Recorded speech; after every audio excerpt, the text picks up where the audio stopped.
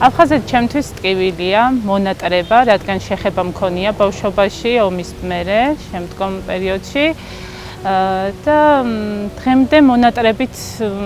ვარ ომის შემდგომი პერიოდი, რადგან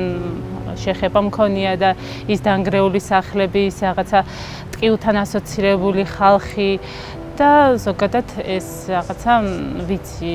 რაც ხალხს ტკივა და დღემდე ტკივილით მოდის. ქართველებსა და აფხაზებს შორის ჩვენი დამოკიდებულება ვფიქრობ, რომ ისევ და ისევ მეგობრული დამოკიდებულებით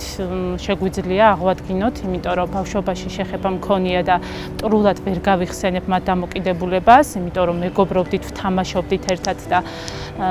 ასე ვთქვათ, ასე თუ ისეა ცუდი მე მათგან როგორც ბავშვებისგან, ჩემი თაობის ბავშვებისგან, მე არაფერი არ მახსოვს. ვფიქრობ, საკმაოდ დრო გავიდა ამ ტკივილის, რაც ჩვენ გადავიარეთ და